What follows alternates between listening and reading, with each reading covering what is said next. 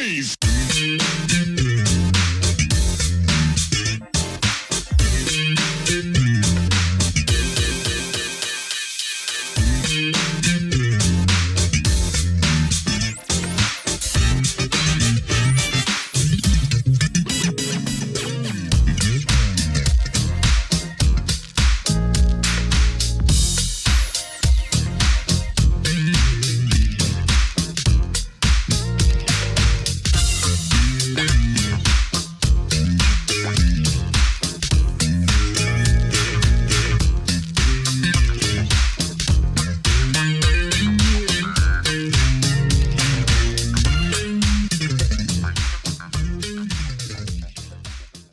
Hello and welcome to another edition of Truth and Rhythm.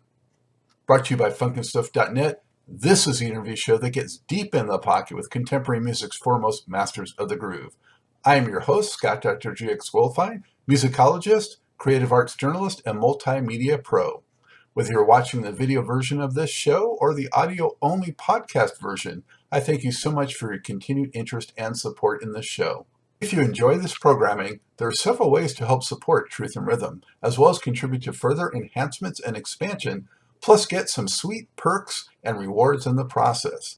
First, subscribe to the Funk and Stuff channel on YouTube, which is where Truth and Rhythm lives, and be an advocate by spreading the word among fellow funk, jazz, and R&B music lovers.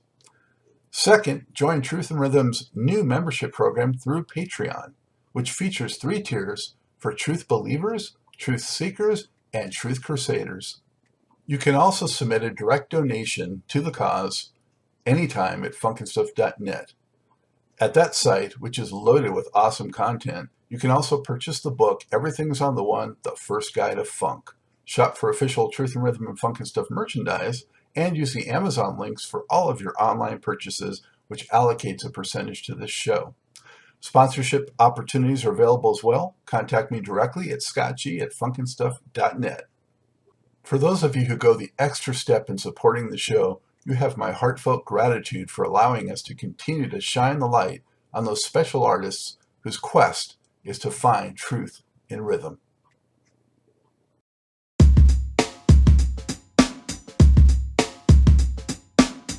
Hey, before we get started with today's show, I just want to draw your attention to new merchandise. Funk and Stuff and Truth and Rhythm designs are in, and they look pretty darn cool. So show your support, help support the program, and show off some stylish merchandise and apparel. Only at the Funk and Stuff store.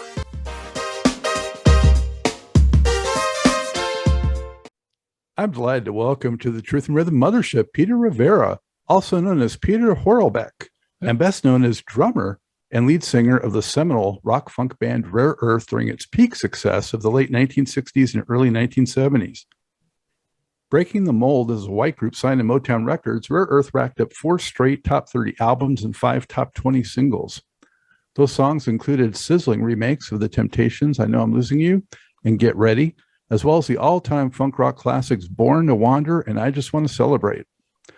Rivera broke from the band in the mid-1970s to record 2 albums as a third of Capitol Records group known as Hub, or HUB. He then rejoined Rare Earth from the late 1970s through the mid-1980s. In more recent years, Rivera has done 2 albums under his own name, and in 2021 has been releasing new songs, including the uptempo Shuttin Down and the mellow Lifetime. Peter, thank you for joining the show. How are you? Well, I'm just fine, man. Just fine. Up here in Spokane, Washington, raining like crazy today right now. Wow. Well, I don't think that's a bad thing for most of the country. No, we need it. It's been 105 degrees these last few days. I mean, just amazing. Anyways, that's enough about the weather. Well, thanks for joining the show. Much appreciated. I've been a fan since 1970. You know, your music with Rare Earth helped awaken the love of soul, funk, and rock music in me as a young boy, and so I appreciate that. Glad to have been of assistance. Thank you very much. Well, it goes back a ways, and I'm really happy when I hear people say that they've, been a fan since way back then. That's just really, really what it's all about. Well, back then in 4th grade, actually, on Fridays, they would let us bring records in and dance at the end of the day. Oh, And, boy. Rare Earth was among those records that was brought in. And then I also remember around that time, there was a 4-record Motown compilation set that was like 64 greatest Motown songs. Wow. And, of course, the Born to Wander and I Just Want to Celebrate were both on that. So, Yeah. Yeah. Well, good.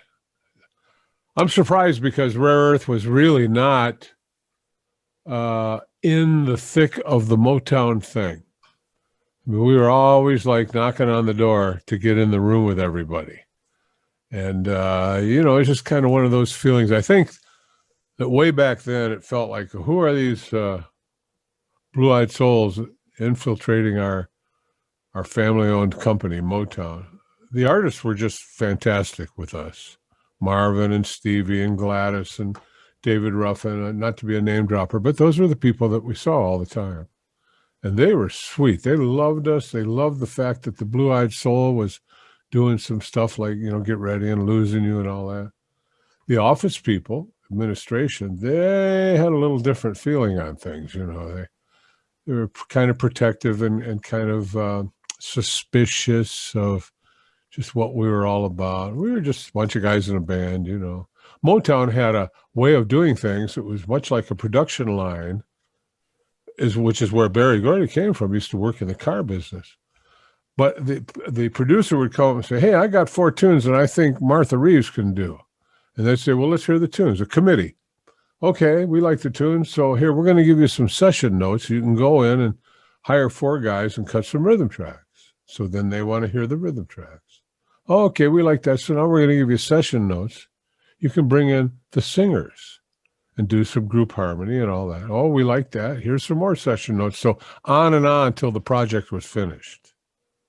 When we came, we didn't know from notes. We didn't want committees. We just wanted studio time. Give us the studio and let us do what we want to do, and we'll hand you a record. We'll give you something. And that's what happened the first time we went down there. We were given 5 nights. We were in the nightclubs till 1, and we tore our equipment down, and by 2 o'clock, we were over there at West Grand Boulevard at Motown, setting up. Couldn't move the drums over there because they had a little 11-year-old kid that was blind who played the drums, so he knew where they were, so don't move them. Okay, fine. So we went in the studio 5 nights from 2 o'clock till about 8:30 in the morning. Had to get out of there by then because at 8:39, that's when the administration staff came in, which is typing and bookkeeping and all that stuff that a company does. And the studio was in the house, so you can't be like banging it out. Anyway, after 5, when we went in, we didn't know what to record. We had no producer. It was ourselves. So we did the 5 or 6 most popular songs in the club. So each guy did a song. Okay, we get the songs, and the engineer says, and Get Ready was on there. It was 3 minutes long. It was a song at the club. So the engineer says, well, you're 10 minutes short. You got to have 16 minutes on each side of a vinyl album. So you're 10 minutes short. Well, what are we going to do? Hey, guys, why don't we go back in? Let's do Get Ready again like we do on a Saturday night when everybody's juiced. Because that's what happened. And that's when we would play for 15, 20 minutes on one song, and everybody in the band would take solos. Okay, John, go for it. And we did that. It was so much fun. So we did that in the studio.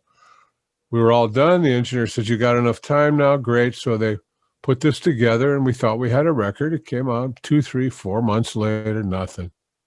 We thought, well, back to the clubs.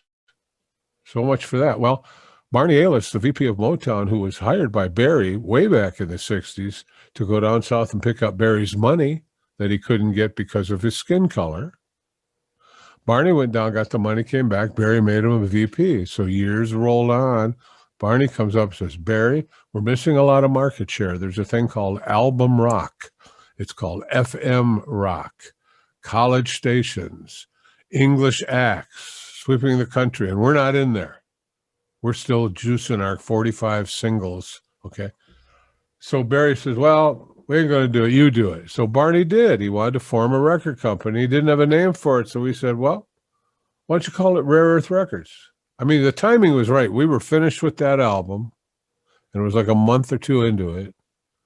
We said, why don't you call it Rare Earth? He says, I think I will. So he did, and we had a big party.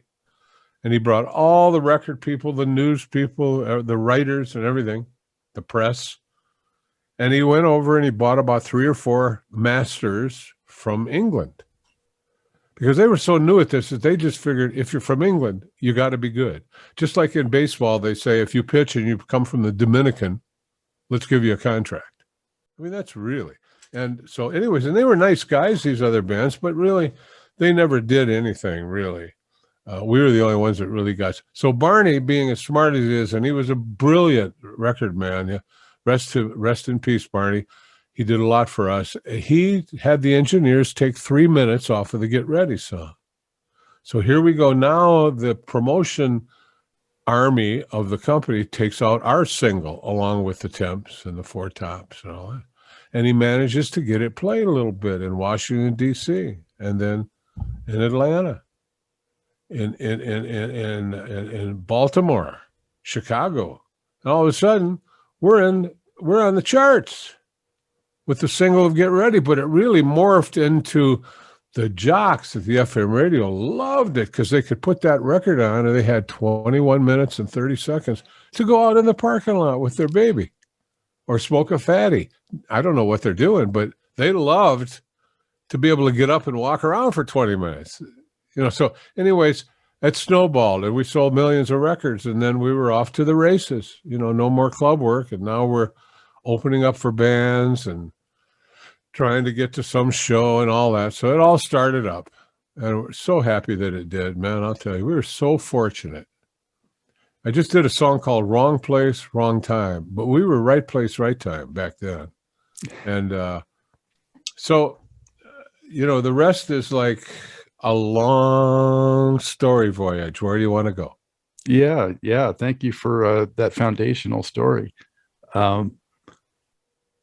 I was really curious coming into this, to ask you about that dynamic that you touched on, being, a white rockish band, in that environment, and, the racial overtones and that kind of thing. And I think you addressed that, but it's certainly a interesting and curious dynamic that took place. And, when I heard those songs as, radio songs, and having not seen Rare Earth at that time, I had no idea, what color the group was. And of course I didn't care, but you guys had so much soul. It was so authentic that I kind of thought you guys probably were black.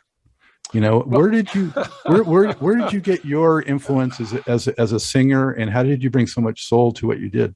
I hope I don't get whatever over this, but people ask me, they say, we always thought you were black. And I jokingly, I go, I used to be. And they go, what are you talking about? I say, we laugh. Look, I grew up in Detroit. As a young kid starting to play music, I was not into feeling tensions because of different race. I wasn't into that. I know it existed. I have uncles and aunts and all that. I heard things. But in Detroit growing up, I knew there were areas of the city that I didn't want to go in because it was a tough neighborhood. Doesn't mean it's black or whatever. In fact, there were white sections. There were black sections. Never had to go in there because I was in band practice all the time. When I joined Rare Earth, they were called the Sunliners. They were all like 18 years old. They're out of high school. I was 16. I was a sophomore. So these guys became my mentors. And you know what? We didn't talk about race stuff and all that black, white, and all that stuff. We know it's out there, but we weren't in it. And when we came to Motown or just music, when we're playing music and somebody's over there playing an instrument and his emotions coming through his instrument, and I can feel that, it doesn't matter to me what color he is. I don't even see color.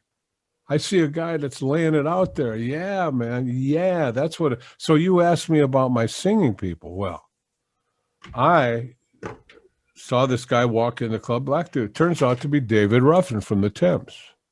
So I'm like, holy cow, I'm like a kid in an ice cream. So I walk over, hey, David, how you doing? We got him to come up on stage, and he sat in with us on a song or two. When I was young, my mother took me down to Coble Hall to see the Count Basie Orchestra. There was a drummer down there. I'm like 14. There's a drummer down there called Sonny Payne. He had the most beautiful white set of pearl drums, black dude, and he played. He was unbelievably great, and I just loved him. Then I saw that. Then I heard Ray Charles hit the road jack. What I Say, Honky Tonk by I can't remember his name right now because I'm trying to think of 30 Hank people Ballard? at once. Huh? Hank Ballard? Is that That was Hank Ballard was the Midnighters. You're so fine. You remember that song? Yeah. Yeah. No, this was Bill Doggett, Oh, yeah. Honky Tonk. Well, in the clubs every night, ba-doom, ba-boom, ba-boom, ba-boom, we're playing Bill Doggett. Well, I'm in high school. My buddy and me, we go to his house in his rec room, and we're playing Bill Doggett. We're saying Hank Ballard. We're playing the Temps, everything. And his father was a beer delivery guy. And he loved music. And every week he'd bring an album home and we'd listen to it. Etta James, Bill Doggett. So he arranged to take us, Danny and me, to a club called the Minor Key in Detroit.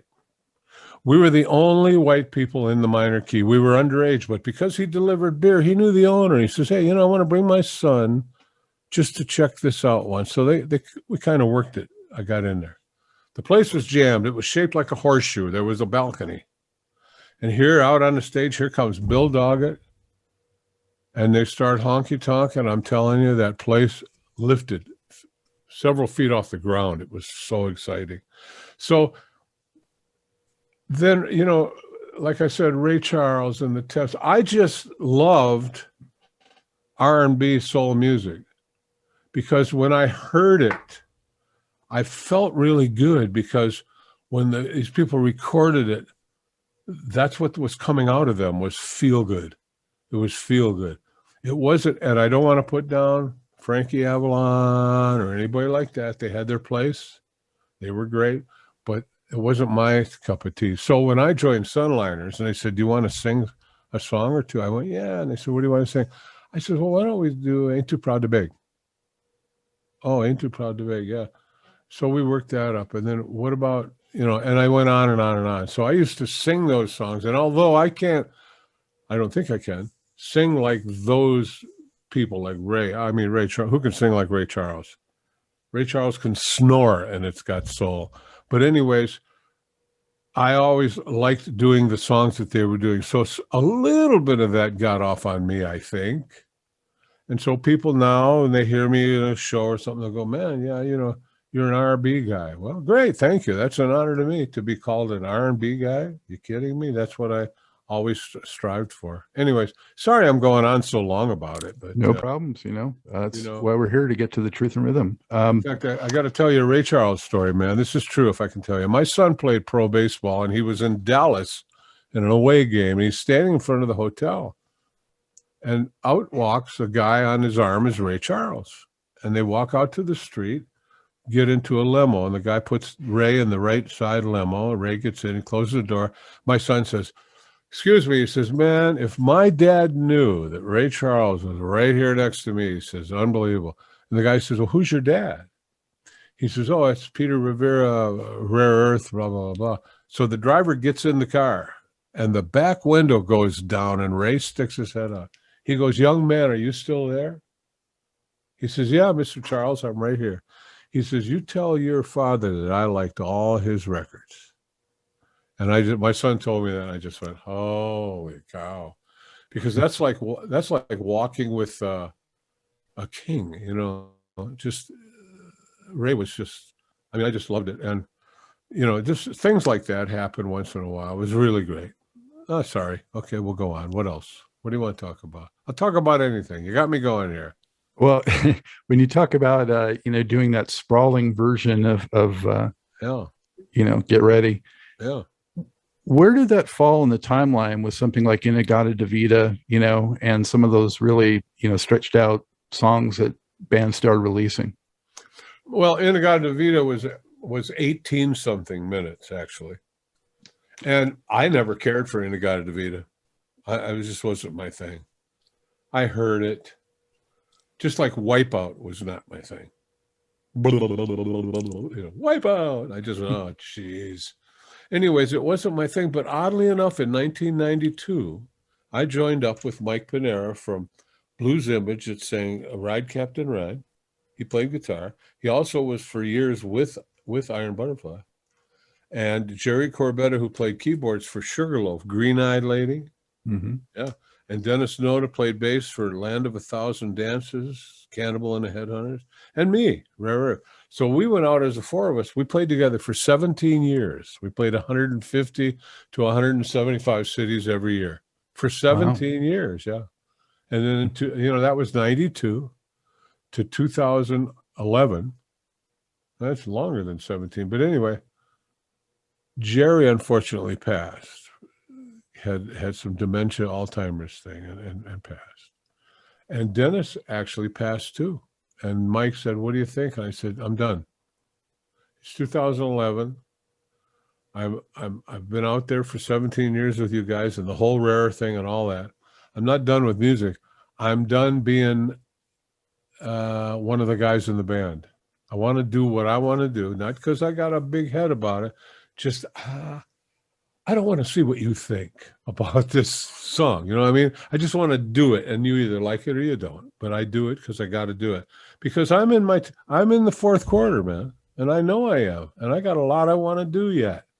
And some of it isn't about having a 4-piece band. It's about having a 15-piece band and horn sections and all this stuff. So I have a brilliant producer who's a very dear friend of mine too. And we did 2 albums. Is What It Is one of them. The next one is called Encore, which we just did, finished up. And it's got, I think, 13 songs, and every one of them is a horn song. Oh, it's just great.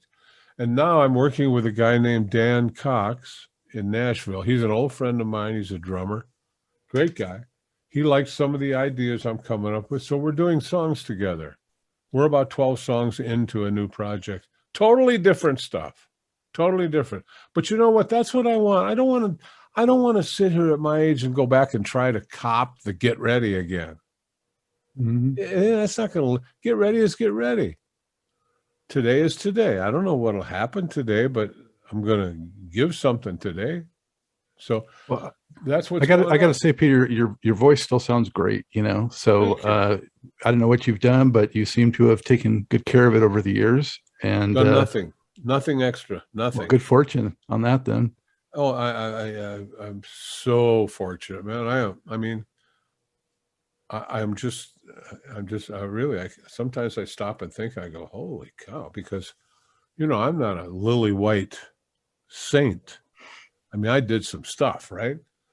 I never really hurt anybody, I don't think, but, it's just like right now, I'm rehearsing because I've got a show coming up September 4th. I'm going to have a 14-piece band, orchestra, horn section, everything. And I'm doing 6 songs from this horn album. And my producer, Dave, says, "Are you really going to do 6 and not like just 2 of them?" I said, Dave, I'm going to announce, I'm going to say, "Hey, folks, I got this album that I waited all my life to do. Do you want to hear some of it?" And they go, "Yeah." I said, "Okay, fine. I'm going to give them 6 songs. And if they're not going to go boo or whatever, they might not, jump for joy. But as soon as I'm through with those 6 songs, I'm going into Losing You, Born to Wander, Get Ready, and Celebrate." Yeah, you do it for you and them. And hopefully they'll come along on the trip with the new stuff. Hopefully. It's just a bucket list for me, this show. And then the COVID thing took all the shows away from me. I have no more shows. I'm getting calls now, but we'll see what happens, Peter, how was it, when you first got out there as lead singer and drummer? I mean, there was inherent challenges in doing that, especially live. So, how did you deal with that? Well, I think from years in the club, I sang a Johnny Mathis song, and then I would sing a Sinatra song, and then I'd sing David Ruffin, and then Levi from the Four Tops, and then Chuck Berry. So I had to try to do all this different stuff. Did I pull it all off all the time? I don't think so. I don't know. Maybe the clubs were kind of crowded with people, so it wasn't bad. So when we did that Get Ready album, I did that. And then we came back in. Motown did find a producer, Tom Baird, And Tom Baird was the B in Hub, Horlbeck, Urso, Baird. And Tom came in and we did the second album called Ecology, and that's where Born to Wander was. And then we did Losing You and a bunch of other stuff. And the producers, when we're in the studio, I would sing and they would stop the tape. They'd say, what did you just sing? I said, well, I sang City, Born in the City. And they said, well, it sounded like you said kitty. And then I realized what I was doing. I was going, Born in the City. I wasn't really pronouncing my words. So I really went to work on that for a long time. Pronunciation. It's just like in this interview. You don't hear me mumbling any words. You can understand every word I say. And I'm kind of proud of that. In fact, I got to keep my mouth shut because when I'm in a room with people, I go, would you put on the closed captioning on the TV? They go, why? Is your ears bad? I say, no. It's just that these people are mumbling on TV sometimes. They really are. And if you look at it, sometimes you don't know what they're saying. Anyways, so much for me, big time.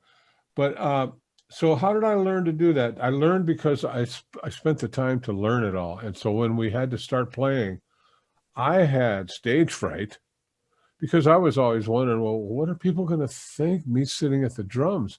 I'm not standing out there and waving my hands like Sinatra and Perry, all that stuff. I'm not a front man. And I realized too that sitting at the drums is hard to be a front man. So what I started doing is moving the drums forward a little bit, much to the dismay of the guitar players and keyboards who wanted me to be back there. Anyways, now it's another reason nowadays I want to do it my way. I move the drums right up front because they say, well, why are you doing that? I say, because you know what I think after 50 years, I think people who like me want to see me play. They want to see me doing the drums and see me singing too. And how can they see that if you're in front of me? So move over. Anyways, sorry, but that's the truth. So I fight to be the front man guy. And I'll tell you what, in this show I'm going to do, I called Dan Cox, my friend, he's playing percussion for me. And I said, Dan, maybe I'm going to have you play a couple songs on the drums because he's a great drummer. And then I thought about it. I said, and Peter, what are you going to do while Dan's playing? Are you going to stand there and try to be Mr. Cool? You're not a dancer. You can tap your foot, you can wave your hand, but really, there's going to be some dead spots, and you're going to, and I'll get intimidated. I know I will. So I'm going to play. That's just the way it is. I got to do it that way. There you go. You know, speaking of Born to Wander, I wanted to ask you if you recall, how that song came to be, and did you realize it was going to be a hit? Well, Tom Baird we were playing in New York. This is early on the Get Ready album. We're playing that shows. And Motown and our manager at the time said, hey, there's this young guy named Tom Baird. He's with Motown and he's an arranger and he's really kind of a sharp guy. And he's got some songs. You guys want to hear him? Yeah. So we met Tom. And before the show, there was a piano in the room. And he sat down. I says, well, hey, what are we doing? What are we doing? He says, are you guys writing? And I go, no, we don't really write too much yet, whatever. And he says, well, I got this song. And he goes, dun, dun, dun, dun, dun, dun, dun, Born to Wander. I tell you, there's nothing you can do, girl. There's nothing you can say. You're talking to the sky, babe. I just got to get away. Got to find a wind singing in my ear. You know what I mean? And I heard that. I heard him sing it. And I thought, okay, this is it right here. We are going to do this song. And I looked at the rest of the guys in the band. And fortunately, they were all kind of smiling. So now we made arrangements to go in the studio. And Tom came in. And with us, we had Kenny on keyboards, Rod on guitar, John on bass, me on drums, Eddie Kunga, Gil on the sax. And Tom sat down at the piano and kind of showed the guys what the thing was, the pattern. And they picked up on the bass and the guitar. And pretty soon, it took us a few hours to get it. But that's how we recorded. We learned the songs and played them over and over. And finally, we got a take. Well, that's a take. And Born to Wander, we sang it. And did I know it was going to be a hit? Nah, I didn't know. We were just doing what felt good, and Born to Wander felt great. So did Satisfaction Guaranteed. So did Losing You. So did Eleanor Rigby. I mean, we did all kinds of stuff. How was it decided? Was it Tom that decided to put the flute in for Born to Wander? Well, Gil played sax and a little bit of flute in the clubs and stuff like that. So Tom says, well, maybe, like a flute on the intro. Well, Gil didn't really. Oh, well, Gil's not the kind of guy, at least that I knew, that would just pick it up and be able to just jump on something really quick. So it wound up that I sang the part and I went, dwee da da da da da da da da da da da. And Gil was over there with that. Tom's listening, and finally Tom goes, doesn't sound too bad. So now for the next hour or two, Gil owned the whole thing because he was putting the flute on Born to Wander. And it's that flute part, any other flute part or flute player, horn player, probably could have got that part completely done in like 4.6 minutes. But we were very young, man, and we were learning all this. So it took Gil a lot longer. It took us probably a lot longer to do tracks too. And it certainly took me a long time to do vocals.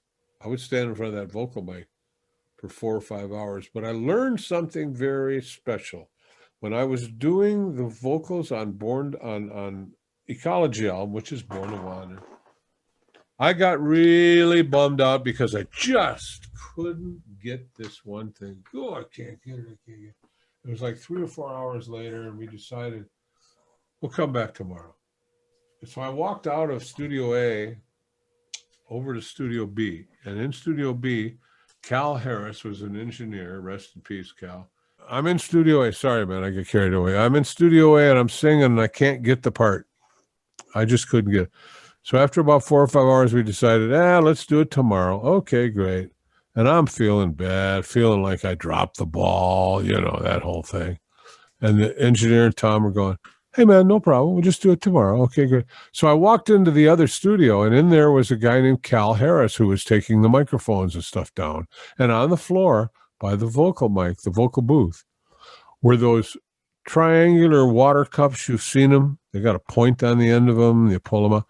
There were about 30 or 40 of those laying on the floor. And I said, Cal, what's this? He said, oh, that's Diana Ross. I said, what? He says, she was in here for like 6 hours and couldn't get it. She says, she's going to come back tomorrow and do it. And I can't tell you the pressure that went off of me when I heard that, because here she was, a very successful, going through what I was going through, which was really nice and really helpful.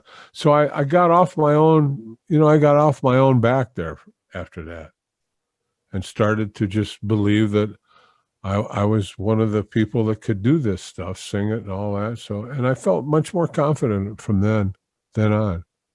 And I love Diana. Diana was really cool.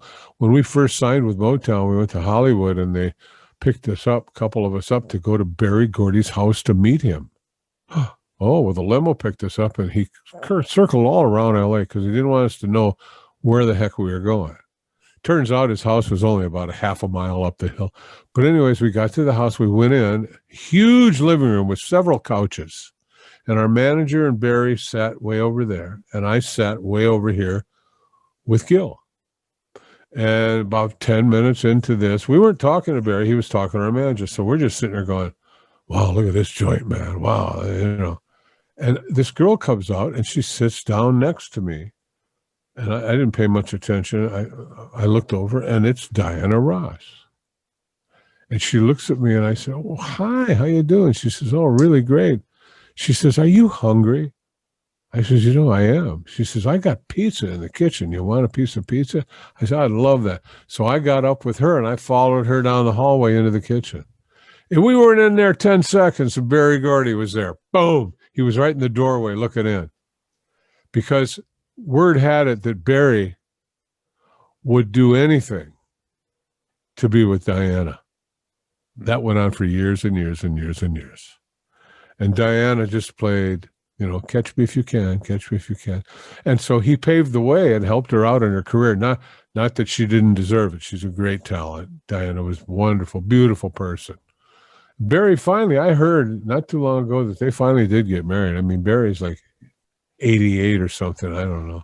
But anyways, Diana Ross. You mentioned on that record, which was an amazing record, Ecology, Satisfaction Guaranteed. Yeah. A big highlight for me also, and a nice place to visit. Yep. And you worked finally, after doing some temps tracks, you worked with Norman Whitfield on that, right? What was it like to work with him?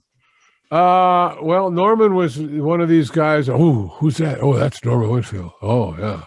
He does the temps. Yeah, he does all this. Oh, yeah, he does. Got all this Rolls Royce and all these songs. Big time producer. Okay. We were in the studio one night. We were going to record.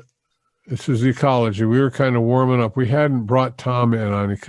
Well, actually, we did, but this was a night where Tom wasn't going to be there for some reason. But we were in there. We were going to start working on a song called Losing You. And we're out there like, oh, what are we going to do? Trying to figure out, trying to get into the groove of what's happening and all that. And all of a sudden, the door flew open, and here's Norman Whitfield. He comes walking in the room. Oh, wow. I said, hey, Norman, I'm Peter. Hey, I'm John. Hey, whatever. He said, what are you guys doing, man? I said, well, we're doing Losing You. We showed him what we were doing. He goes, you can't do that song that way, man. I said, really? He says, no. He says, you got to change things up a little bit, He took his shirt off, and he opened his briefcase, and he brought out a sweatshirt. He put the sweatshirt on. He pulled out a white towel and put it around his neck. And he looked at us as if to say, I'm going to whip you guys till you're wet, and then I'm going to put you away wet, whatever. So he came, and he's leaning over to me, and he says, do, do, do, do, do, do, do, do, do, do, do, do, do, do. And I'm going, and he's like, yeah. And he walks over to John. Do-do. But, anyways, he's kind of suggesting things, and John picks up on something. Yeah. So he did that with the whole band. And we worked that night, and when we recorded Losing You, we gave him about 45 minutes of Losing You. And he'd walk over and he'd signal to stop. But not you. You keep going. You keep going with his hand like this. So he's kind of directing traffic, right? And we didn't know which end was up on that, because we're just like, wow, this guy's freaking out. When we left the studio that night, he was sleeping on the control board. He had put in so many hours and had drained himself so far. We came back in the next day, and he had that 45-minute stuff down to 10 minutes. And out of 10 minutes, he made a 3-minute single. But one thing kind of crazy that happened the night after when we came in the second night and we were listening to the track, there was a couple little overdub things. And it was midnight. And my brother showed up at the studio with his friend, and his friend was just in from Vietnam. And in Vietnam, the wives of the people there used to open up the cigarette packs called Park Lane, and they'd fill them with weed. They'd put the pack back together, and the packs, the servicemen would bring them home. So he brought this Park Lane. And my brother comes up, and I thought we were done. Midnight, we're done. We're going to go home now. So he holds out this joint. This is 1970, I think, yeah. And he says, hey, Peter. I said, what? He says, smoke this. And I wasn't really, whatever. But I thought, I'll try it. Okay, yeah, sure, Phil. Well, I smoked some of it. And I'll tell you what, my brain, I just started going to Mars and back. I mean, I was really screwy. And Norman comes out the door in the studio. He goes, hey, man, let's do the vocal. Oh, God. And I'm walking. It's like I'm walking to the electric chair, right? And I get in there in the vocal, and I tell you, you love is fading. I'm going, you love is fading. I feel it fade. Yeah. I don't know how I got that vocal done, but I got it done in about 2 hours. And the next I heard of it, it was in record form. But you know, a couple years ago, Kanye West put a song out called Fade. It had 130 million views. And he took my voice. Your love is fading, fade. I feel it fading. And then he did, I feel it. 38 times through that single. And then MTV spotlighted his video of Fade on MTV Music Awards. And I was speaking at my friend Dave, the producer. He teaches at the University of Music course. I went out to speak to his class, and one of the young guys and they said, Mr. Rivera, do you know you're on the radio? I said, oh, yeah, I'm on classic rock radio, stuff like that. Oh, no, Mr. Rivera, I mean, you're on the radio. So he told me Kanye West. I didn't know from Beans. So I went home, looked it up. Sure enough, I played it. I went, holy cow. And I counted the amount of times he put me on that record, 38 times. So I called my old attorney and said, hey, Alan, what is this all about? So Alan's been in communication with Universal and all that. Still haven't ever heard from Kanye. But I saw a big thing where he was presented a platinum album. And I wish there was a way for me to say, hey, Kanye, where's my platinum album? You know what I mean? Yeah. Just fun stuff. I'll never get it. That's not right. Okay. I don't. That reminds me of the story. I had Charles Wright on recently, and he was talking about how NWA, kind of took Express Yourself, and he found out from like a nephew or something that he was on the radio, and he's like, "What are you talking about?" He had no idea. No. And so he had to find out about similar to you, and then go after, NWA at that time. Well, there's a long story to this, but it comes out that Kanye's fine, and nothing came my way really from it. But it's just, I don't know. How did it feel? I don't know. He took that, put it on his record. Oh, I don't know.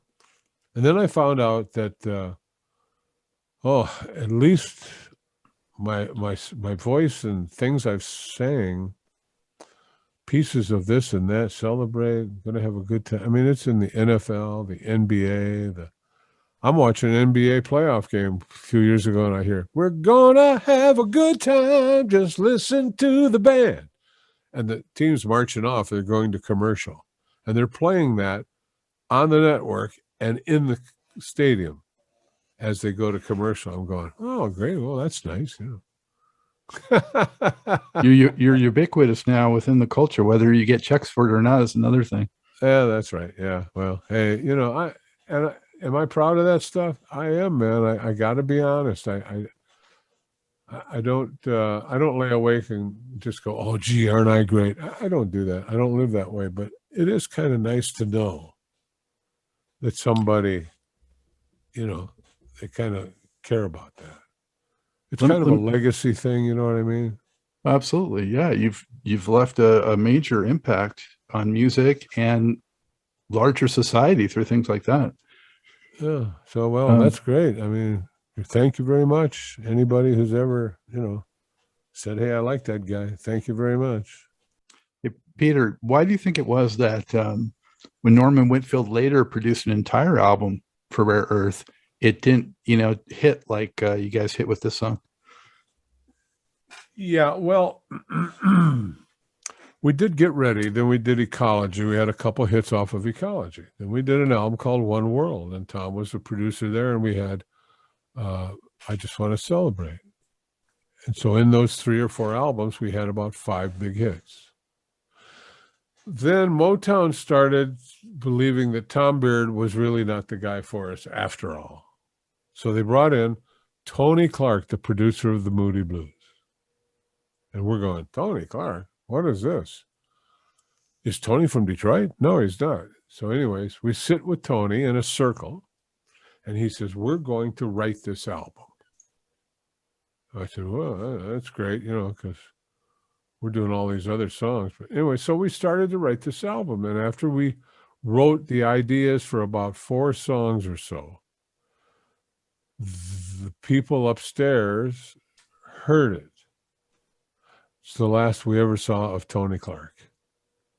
He was gone, back to England. So, and then they came on with a guy named Frank Wilson. Frank Wilson was a pretty good-sized producer at Motown. He did Barrett Strong, I think, and a few other things. And he even did Marvin Gaye a little bit, too. So Frank came in, and Frank was picking a few tunes, and everybody thought, well, this is pretty good. This is pretty good. We got into a little beef with Frank. I did. Because the band was trying to say, hey, we're writing stuff. And I heard the stuff they're writing. I'm going, this isn't rare earth, man. This just isn't rare earth and where we're at, this feel soul fun. All of a sudden we had like this real pop kind of thing coming from our new keyboard player, Mark Olson. And so Mark was a little upset about that. And one night we're talking about songs with a meeting with Frank. And all of a sudden he says, yeah, and this one song, and he names the title of it. And I thought about that, and I went, gee, that sounds like something I heard here. So a few days later, we'll have a big meeting with the A&R guy. And we're at the board table, and I said to Frank, excuse me, Frank, the reason we're doing that song, is it because it's really a good song, or is it because it's a squeaky wheel? And we're trying to grease it. And he couldn't really answer me. I said, because you know what? If we're doing that song because it's a squeaky wheel or some kind of political pressure or whatever, I says, I won't ever sing another note for this band. It's not going to. Because at the same time, a couple of those guys were saying things like, well, we haven't had any hits lately. Maybe it's time to get a new singer. And I thought, we're not coming up with the material. Why aren't we coming up with the material? Because we're not staying home. We're not woodshedding like we used to. We're not like Rare Earth used to be when they were sunliners. We're not practicing. We're not cultivating. We're not doing anything. We're just enjoying the success.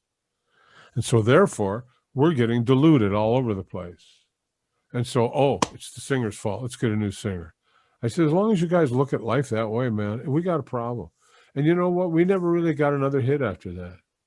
So I used to say to my friends, good close friends, I says, unless we hit upon that thing that we had as Rare Earth, that feel, the attitude, the unity, the support, the whole thing, we're not ever going to have a hit, because hits are made when everything lines up right. So Motown got panicky. And they wanted us to do another album. And I told Frank, so anyways, Frank was pulled off the project. We did 3 or 4 songs with him. Never really released. They put him on a 45.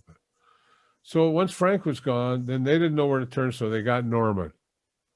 And we set up the studio time, and we went in, and we set up in the studio, the drums, the keyboards, all the instruments. Hey, what's going on? And Norman comes in. And we said, Norman, we had this kind of groove, so we'd just play a little of this groove, And then we'd play a little of this other groove and a little of this other groove. And the evening ended, and we went away, and we came back in a couple of days later with Norman. And all of a sudden, Norman had some songs with Guess Who's grooves. But we couldn't say anything, because that was the great Norman Whitfield. And we were just that band, that Rare Earth. So anyways, Norman proceeded, and we decided, hey, we're not going to rock the boat. We got a great producer here, Norman Whitfield. Maybe he'll get some magic on us. Not going to rock the boat. We're on thin ice now. So we did this whole album, and Norman Whitfield did this song called Ma, and it was a long song.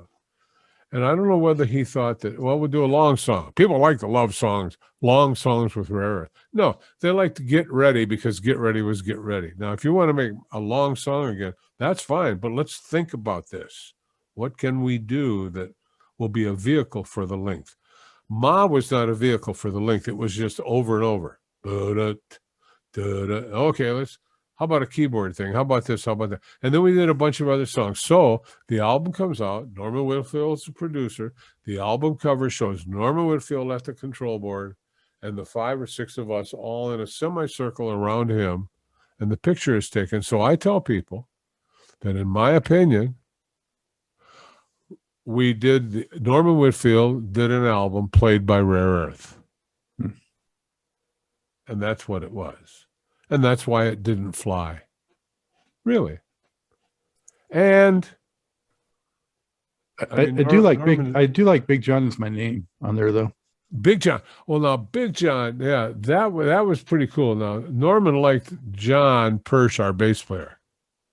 And you mentioned a song that John wrote, Nice Place to Visit.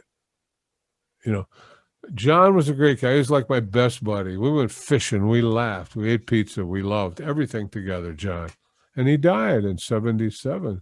And he wasn't a druggie or an alkie. He had a beer now and then, but he just got some pains, went in for some checkup and caught the hospital virus and passed. So Big John, you know, Norman didn't want to go Big Pete or Big Peter, so Big John. So we did Big John, and I don't know, it's kind of an odd sounding recording, but it's kind of cool. And we do it once in a while live, but not very often, And I liked some of the words on Big John, you know, playing funky from the big city. This here band specialized in the nitty gritty. I thought that was pretty cool lyric stuff. So anyways, there you go, Big John, and then Smiling Faces was another temp song. You know, yeah, I don't know if that needed to be redone again, honestly, at that point. No, I don't know either. You know, but I was up there, Smiling Faces. Man, I could hardly hit those notes, and he just wanted it up there. The night we recorded that track, I wasn't feeling good. I didn't even go to the studio. He had somebody else put that little bass drum there, boom, boom. I don't care. What do I care?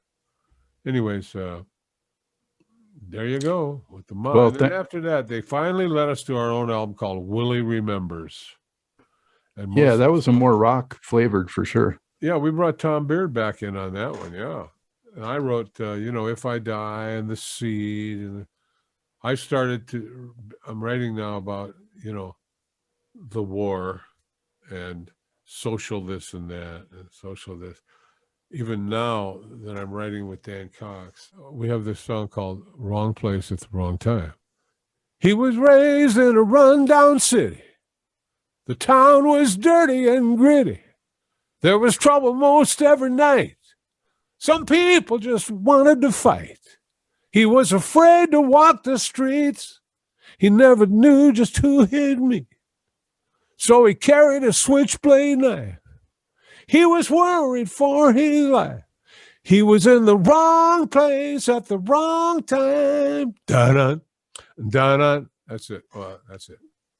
Hey, I can't do any more of that. Anyways, nice. I'm writing stuff like that now, and I'm with Dan Cox and Dave Siebert, my genius producer, and my band now is Joe Brash, who is a phenomenal 100 students a week guitar player. Danny McCullum is a professor at the music school. He's an unbelievable keyboard player. And then I have friends who are background singers, and Dave Hutchinson on bass guitar, greatest bass player I've ever played with. And we work together all the time. And I'm here, I'm in the fourth quarter, and I'm going to stay here and just be with my friends and my family and live as long as I can. I got another song called The Reaper. Oh, yeah, The Reaper. You wonder why I'm still kicking? You wonder why I haven't taken a fall. I see the clock. It's still ticking. It's staring at me, looking down from the wall. But I'm 2 steps ahead of the Reaper. He's got that look in his eye. 2 steps ahead of the Reaper. Mr. Reaper, I got no time to die. Anyway, that's coming. Well, are you going to put out everything together in an album format? No. I've been convinced by different people that a lot of things that are happening these days are people are releasing another single like every 3 to 5 weeks. And they're not throwing out a 12-song CD because I guess CDs don't sell anymore that much the way they did.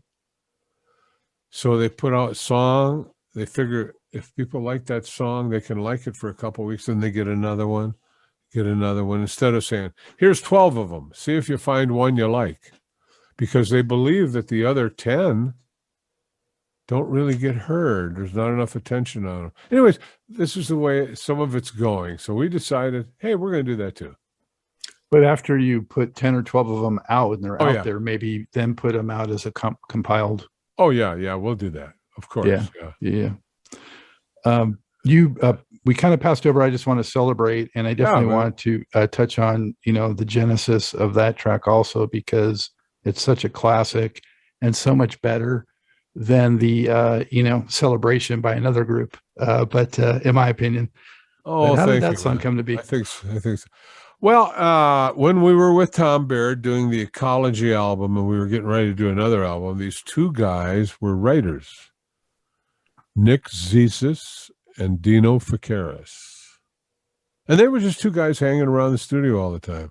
They knew Tom. They were all friends. Tom says, yeah, these guys write. They got some songs once in a while. Great. Okay.